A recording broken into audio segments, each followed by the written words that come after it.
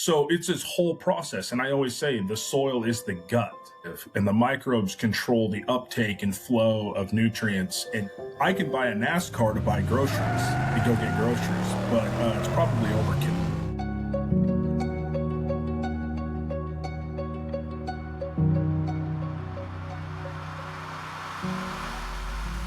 But for decades, the way we've tested our soil hasn't really changed. We've treated our fields like a sterile chemistry set, but as any grower who has stepped into the world of regenerative agriculture knows, soil isn't a factory, it's a living, breathing ecosystem. The big question has always been, if the soil is a living engine, how do we look under the hood and measure its performance? We're going to hop on today with Lance Gunderson. He is the co-founder and president of Regen Ag Labs. Lance, it's an honor to have you here today. Welcome to the show. Oh, thank you so much, Brandon. Yeah, looking forward to this discussion today. It's going to be pretty fun. Absolutely. You know, why do we spend so much time, and this has always been my question, right? And everybody's question, I think. We spend so much time looking at the plants, but so little time looking at the engine. Right? That's the soil, what's driving them. And, you know, for the longest time, we always look at plant health. Oh, how are the crops doing? But a lot of times we forget to actually look at the soil and what's going on there.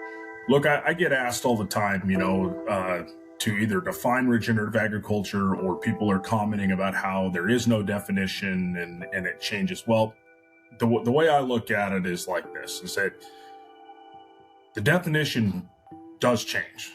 But if I had to wrap it into something, what I always say is this, is that, look, regenerative means you're bettering the soil tomorrow than where it is today. Now, how you define better, again, that's a little up to you, right? But when you get up in the morning and you look at yourself in the mirror and you say, I'm going to try to be a little better today than I was yesterday. Whether that's you're going to exercise or eat a little different or take time to spend more time with your kid, whatever it is, however you're going to define that. But really, in a nutshell, it's just about taking a step forward for your farm, and how that needs to happen and how we measure it then is a little dependent upon your definition as a grower or as a company, as a consultant. And that's the approach we try to take. Well, but with inputs that you're putting in to make that system better, you really have to think twice. Is it going to make me better next year? Is it an investment into my farm, or is it just a direct expense that I really have no, extra benefit as years to come? Sure. Well, and even with the testing itself, they can, soil tests can be just another cost that gets you nothing. Because if you're not aligning the test with your goals, it doesn't do you any good. I'm an analogy person. You're going to hear a lot of them today.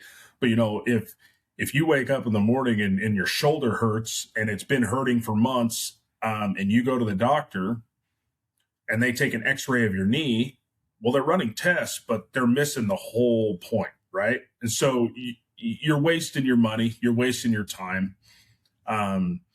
And the reason we really try to get people to define regenerative agriculture for themselves and lay out their goals is because we really want to try to provide tests that are going to impact those goals. It's not just to collect data. I could do that all day long. But at that point, it's just another input cost to you as a grower. And why the standard salt extraction, traditional soil test, right? For years, that was the only thing was, ever ran. And it often really fails to show the whole picture of nutrient availability, right? So if you can you just kind of explain the problem with the traditional soil sample? Well, before I say this, let me point out, those tests were helpful. They got us somewhere. In the world of agriculture. If you go clear back into the 40s and 50s, after years of nutrient removal, growing crops, fertilizers, soil testing to determine fertilizer application, it helped. It helped agriculture. It increased production. There was a lot of good that came out of that. We can say the same thing about the original telephone. But times change, technology changes, the science and understanding changes, but the testing has stayed the same, right? And so it's not that those tests are not useful in certain situations or anything like that, but they have limitations. And primarily, those tests were following the idea that your soil operates as a chemistry set.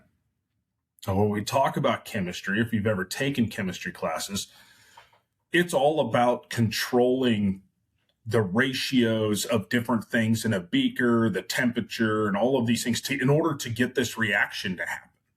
Well, the reaction we want to happen in agriculture is that we're going to add all of these inputs into the beaker, and the soil is the beaker, and then we want this reaction to happen where the plants take up these nutrients and produce this crop. Well, you're dealing with a biological system. And so when we just focus on nitrate and phosphate and ionic potassium and calcium, etc., we're kind of missing the idea. We're kind of missing the idea. Now, the analogy here is the human gut. You know, for years we thought, well, if you just eat nutritious food, if you take vitamins, you know, your small intestine absorbs all of that stuff and makes you healthy. That's how. Now your small intestine there is the plant roots. You know, we put all this stuff on, the plant roots just suck all this stuff up, and we've got this healthy plant. Well, that's not really how it works, right? Your small intestine is where the microbes live, and the microbes control the uptake and flow of nutrients. And yes, they need to be fed good things. That's why fiber is so pushed in diets anymore, right? Fiber, because really, you don't need fiber. You're feeding the microorganisms. And so it's this whole process. And I always say the soil is the gut of the system. And so, yes, what we put into the gut is going to dictate what comes out. So the issue with some of these tests is that we're only really measuring nutrition like looking at a multivitamin. Fertilizers are multivitamins. We're going to add the N, the P, the K, the iron, the whatever it is. Well, that doesn't really mean you're going to get good absorption, right? You're not going to translocate that into the plant. We got to focus more on the microbes because they're the ones that are doing this work. Now, with that being said, do we still need to make sure that there is phosphorus in the system? Sulfur? Absolutely. You know, and the big difference in an ag system versus a native system is that we have huge amounts of nutrient removal. Absolutely. And then that's kind of what's now brought us to, you know, I guess the past 15 years kind of what you've been pushing out, really focused on the Haney Test, correct? But the big difference is that the Haney Test, I would say it's a three-leg stool. On one leg, we're going to evaluate soil fertility. The biggest difference there is that the extract being used is what's called H3A. Dr. Haney came up with that, developed it over a span of several years, many different iterations of it. But at the end, his goal was to create an extract that A, doesn't overpower the soil pH. So, you know, we all know the limitations of Malic 3, especially out in the western states, high calcium soils, calcareous, high pH. The idea was not to overpower the natural environment. Number two, it was to use ingredients, if you want to call them that are naturally found in soil solutions. So there are 3 organic acids used in that extraction. They are organic acids that plants produce and exude out through the roots. We're using that to try to mimic soil solution. Now, yes, there are hundreds of different compounds that plants produce. Sure. Through a literature review, he picked these 3 because they were more common. So that's one leg of that stool. So that's how we're evaluating fertility. Everything else in the lab is the same. The same instrumentation, same color development processes as Malic 3 or Bray or anything. I mean, it's the same. Then we've got a water extract to look at how much carbon is available in water, soluble in water. So this is a subset of organic matter. We're looking at soluble protein, organisms that eat, so everything outside of plants and things that can photosynthesize and a few microbes, everything that eats basically consumes protein. Nitrate is toxic at some level to all of us. We eat protein, and much like ruminant animals, the very first thing they digest is soluble protein. Well, who's doing the digestion? The microbes. So we know how important soluble protein is to them, and we're able to look at nitrogen differently that way. And then the third piece of the puzzle is soil respiration, where we're looking at how much your soil essentially breathes, or what is the demand of carbon through the microorganisms. Microbes produce CO2, living organisms do through respiration, and that's what we're looking at there. You know, why it matters for carbon sequestration and nutrient cycling, that fungal to bacterial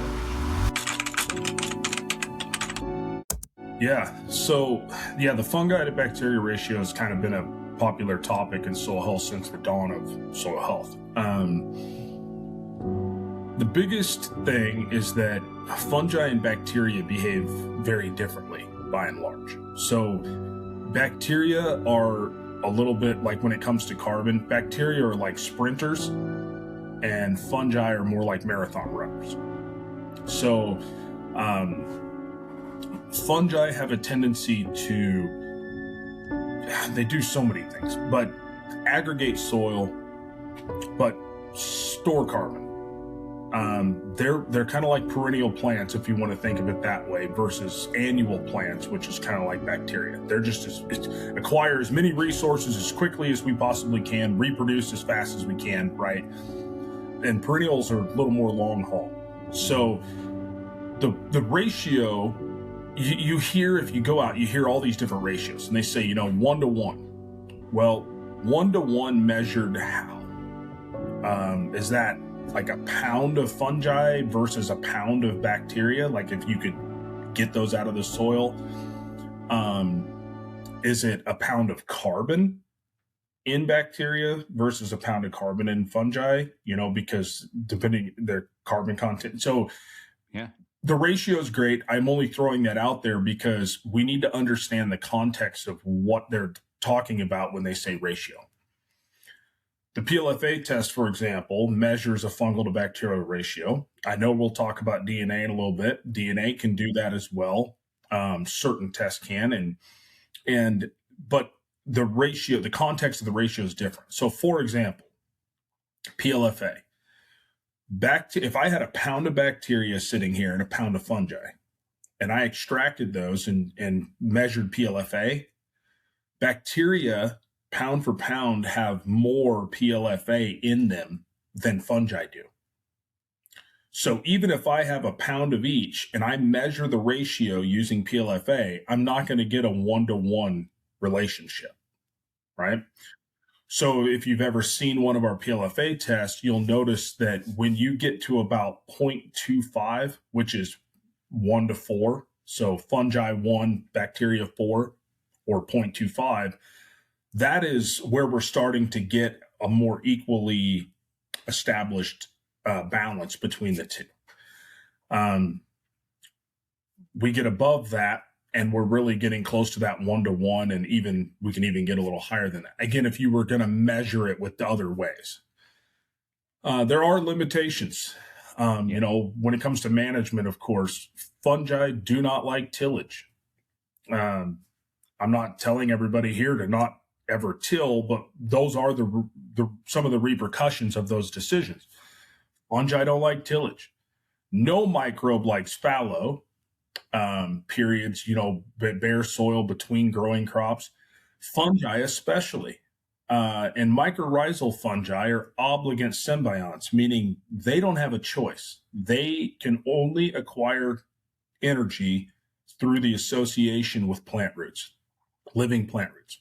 So they really don't like fallow. Got a pH up in that way high 7s, 8s. Bacteria have a slight advantage over fungi. Absolutely. It doesn't mean fungi won't do well, but they do have a slight advantage. On the other end of the spectrum, we get down in that 5.5, below 6, especially down to 5.5. Fungi tend to have a little bit of an advantage. And then there's obviously nutrient problems at both of those extreme pHs, right? But yeah, fungi, we used to think mycorrhizal fungi transported phosphorus. And that was it. That's what we always talked about, mycorrhizal fungi and phosphorus. Mycorrhizal fungi, though, they transport phosphorus, zinc, they propagate water, they move water in and create drought resilience. They actually form those Hartig nets and things around the roots to help protect them from disease. Think about it. That's their food source, right? The number one thing you can do to detriment your fungal population is actually fallow. I used to say tillage, right? You can never till. No, it's fallow. They go dormant. The problem is next year when you've got a crop, you're growing an annual, most of us, and I understand turf and things, but you've got an annual crop and you've got a 3-month window, 4-month window, 5-month, where you're trying to, again, what's the crop's goal? Acquire as many nutrients and resources as quickly as possible to produce the most amount of seed. Ironically, the plant's goal is the same as our goal. But if it relies on the microbial community to help do that, there's a lag. Yep. There's a lag period. So you want the seed to take off and germ and just run and go. Well, it takes a few weeks for the mycorrhizal fungi to recolonize and start. So by reducing the fallow, the power of cover crops is, you'll hear the term biological priming effect. You're bridging the gap. Absolutely. In other words, you're giving the crop a head start. Protozoans rely primarily on 3 things. One of those is food source. So you've got to have enough bacterial biomass out there to support them. Much like a lion on the plains of Africa, you got to have 10,000 wildebeest to support 50 lions or whatever, right? So they're always going to greatly outnumber, the prey is going to greatly outnumber the predator. Number 2, protozoans are truly subaquatic, meaning that they swim in water films around soil particles. So you have to have water and you need to have pore space. So good aggregation. And aggregation influences water as well. And then, number 3 is temperature. So as soils dry out, protozoans tend to form cysts and go dormant. The reason why they're so important, though, in the system, it has to do with carbon to nitrogen ratios. Bacteria, on average, have a carbon to nitrogen ratio somewhere between 3:1 and 5:1. What that means is that we think corn or wheat requires a lot of nitrogen, right? Corn at maturity is around 80:1. So bacteria are just little bags of fertilizer. They're very high protein, very high nitrogen. Protozoans have a C to N ratio of around 15:1. What that means is that as they graze and consume bacteria, they're ingesting 5 times more nitrogen than they need. Well, when that happens, they do exactly what every organism does that eats. They excrete waste products. And those waste products are nitrogen-based, ammonium, nitrate, that gets converted to nitrate, of course. So what we call that entire process is essentially nitrogen mineralization. And it is the back end of the nitrogen cycle. Plants take up nitrate and ammonium primarily. They build amino acids and amino sugars and proteins, etc., etc. Everything else eats them. And then convert out nitrate and ammonium again. And so having that system running is a big part of nitrogen efficiency. And much like plants can't just take up 200 pounds of nitrogen and hold on to it, right? And then move it around. They need a trickle charge effect. And so that is what naturally happens, is that Protozoans are grazing and kicking it out slowly. Plants are taking it up as they grow. And it's a constant, like 2 conveyor belts running next to each other. The problem is that in ag production, we expect that conveyor belt to run very quickly because we have a relatively short window, and we're trying to make a soil produce 300 bushel corn when it wasn't even designed to grow corn. But that's where the fertilizer supplementation comes in. Sure. But we've ignored that other conveyor belt for so long, and we've tried to just force feed everything into the plant. And again, we've increased production, but it's not very efficient. No, not at all. And then when you have poor efficiency, it's costing somebody money. And who's paying for it? The only people who win in that scenario are the people you borrow the money from and the people you write the check to. PLFA is going to measure biomass and what we call functional group diversity. We're able to break the organisms into large functional groups and look at that. But the limitation on PLFA is you can't look for individual species. The advantage is that it includes everybody because it's a community analysis where you're analyzing PLFA as a marker, as a molecular marker.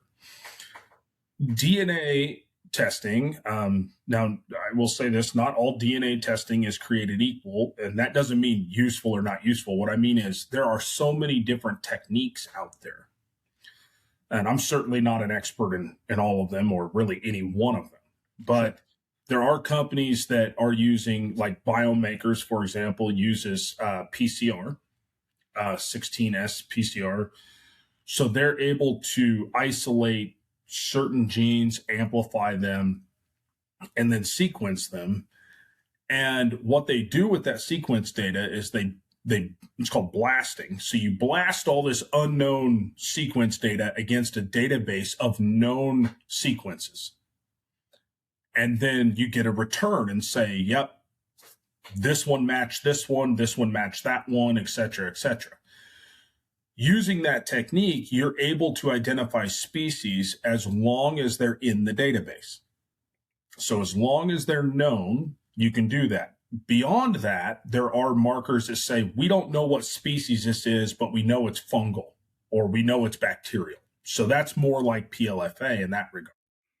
It gave you that functional group versus this is what the actual species is. Yep. Gotcha.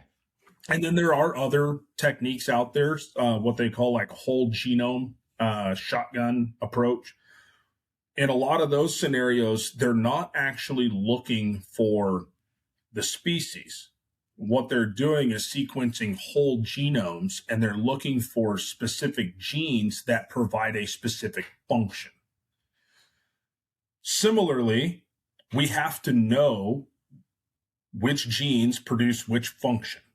So that has to be in a database, right? So we sequence a genome and we find all this series of A, T, G, C's, and U's, and we get this thing. Oh, and it matches this gene that codes phosphodiesterase, for example. Now, we don't know exactly which organism that gene came from. And in this case, we don't care. We care about the function. And so we're like, hey, we've got a whole bunch of phosphodiesterase. It's a strong marker. We quantify it. So your soil probably has the ability to cycle phosphorus better than a different soil that has much lower levels of that. Sure. So I always get asked, well, which one should I use? Well, that depends on your goal, right? I can buy a NASCAR to buy groceries and go get groceries, but it's probably overkill. The three tests that everybody kind of comes back and says, I really enjoy these is number one, it's total nutrient digest. So really quickly, what that test is that it is essentially a measure of your net worth when it comes to nutrients. Sure. We are going to categorize or quantify the amount of nitrogen, potassium, calcium, etc. that's in your soil. Most of that is unavailable. So much like sitting back saying, you know what, I looked at all my assets and all my debts and I've got says I'm worth $12 million. Well, congratulations. How much of that can you use today? Yeah. Very little maybe. So that's the idea of it, is we want to show you that your soil has more nutrients in it than what extract tests show you. Number 2, we run the Haney Test. And we say, okay, now we're evaluating what is actually available. So this is like looking at your checking account, right? So we're going to look at all these things. We're going to look at nitrogen, and we're going to look at nitrate, which is standard soil test. That's as far as it usually goes. Ammonium, maybe if you ask for it, but not many standard soil tests come with just ammonium. If you get east of the Mississippi, most standard soil tests don't even come with nitrate. They don't measure nitrogen at all. And then we're going to look at organic nitrogen or soluble protein. We're going to look at that. We're going to look at respiration and the balance between the carbon availability and the nitrogen. The organic nitrogen is part of that. I mentioned before that protozoans consume bacteria and then mineralize nitrogen. Well, if you're feeding a microbe something that's like a rice cake, all carbon, very low protein, they have a tendency to tie up more nitrogen in the system. That includes the nitrogen you apply as fertilizer. If your ratio is too low, they've got all this protein out there, but they can't mineralize it very fast because they don't have enough energy to do the work, right? So I always say salary and benefits. If you're looking, if you think of microbes as employees of your farm, salary is the carbon, the benefits is the protein and the right nutrition out there. You can't just offer one without the other, usually. Thirdly, then, is PLFA. Now, PLFA and TND, the Total Nutrient Digest test, those are generally baseline tests, year 0 or year 1. And then typically repeated every 3 years on average, depending on your intensity of management change. So if you're going to go gung-ho and you're going to park all the tillage equipment, completely diversify your rotations, integrate livestock, well, then you might run that every other year to evaluate. If you're just going to add a cover crop once every 3 years in your rotation, you might be doing that every 3 to 5 years, right? So the Haney test is then used throughout the year. The idea behind this is that you're trying to evaluate what you have in the soil warehouse, what you have on the low-hanging shelves, what's a low-hanging fruit. And the very next question is always, well, if I've got all this in the warehouse, how do I move it from here to here so I can use it? Much like if somebody called me and said, congratulations, you got $10 million, it's in a vault, it's in an annuity, you can't touch it. Well, what do I got to do to use it, to get it, right? PLFA is generally the one that people start with because it's an introduction. Now, DNA can do the same thing and on steroids. A lot of people start with PLFA just because if they're completely new to this, the DNA reports can be pretty overwhelming. There's a lot there. So again, some people kind of dip their toe with PLFA, start thinking about it differently, looking at things. But yes, in very specific circumstances, you say, well, I'm running plant tissue tests. My plants are always short of calcium. But then you look at the warehouse and you've got this huge amount of calcium and you've got this calcium that's available. Why are the plants not getting it? Well, now DNA becomes more powerful than PLFA. Sure, because then you can actually pinpoint down on what actual life needs to get put into that soil in order to release that calcium. That's right. And a lot of times it's a combination then of, people ask me all the time, do biologicals work? Well, yes and no. Does jump starting a dead car battery work? Absolutely. If the car battery's dead, you see this amazing response. If you hook up the cables right and you do everything correctly, you see this response. Sure. But if the battery's already charged, hooking up jumper cables is a waste of time. And so much like if your soil already has these organisms, putting more of them on isn't going to fix that. necessarily. So it's a combination approach between the right biological coupled with the right management. Just like you can go to the gym and exercise all day long, but you can't outrun the fork, right? That's right. So you can take all the supplements and go do all the work, but if you don't do this other part, sleep well, try to mitigate, it doesn't help make you healthy. The power is when you combine the two. 100%. Yeah. And it's the same approach, but we're trying to evaluate those different pieces of the system, and that's where most people start. What is one thing people get wrong about regenerative agriculture? That you have to put yourself in a box in order to accomplish regenerative ag. Perfect. The first step, advice for a conventional grower who is curious but scared to start on the regenerative path. Start small and start with your worst acres. You have the most to gain and the least to lose. Let that be your playground. To be able to have your knowledge, your wisdom, what you've accomplished over all of these years. If you don't mind, if you would just let our audience, the listeners, know where they can find Regen Ag Labs, if it's social, whatever that may be. Yeah, absolutely. Don't try to find us physically because we're in the middle of nowhere. Behind my house. Honestly, we're not big on socials. We're not out there much. We do have a LinkedIn page, but I just don't like to manage socials. Best place to reach us is through our website at regenaglab.com. We do rely a lot on just word of mouth and things like this, the podcast and things like that. But I do guarantee you, if you reach out, somebody will get back to you in pretty short order, and we make time to have those conversations. So absolutely. You guys are willing to change things. And that's why we're so excited as well here at Rocky Mountain Bioag to be working with you guys moving forward.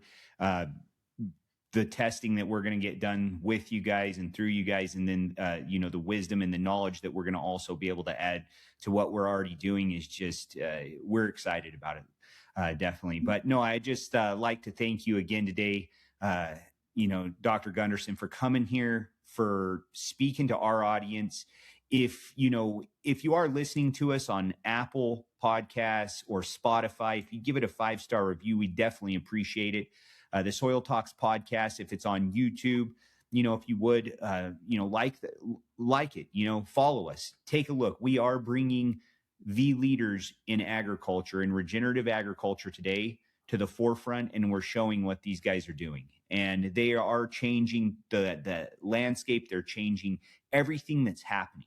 So if you would subscribe to our channel, and we're going to continue to do this. But thank you so much, Dr. Gunderson, for being here, for just sharing your wisdom, your knowledge, and all your expertise. Appreciate your time. You're very welcome. And thank you, Brandon, and all of Rocky Mountain Bioag for the opportunity. It's been great. Absolutely. Really enjoyed the conversation. Well, thank you. Appreciate it. And you have a great day.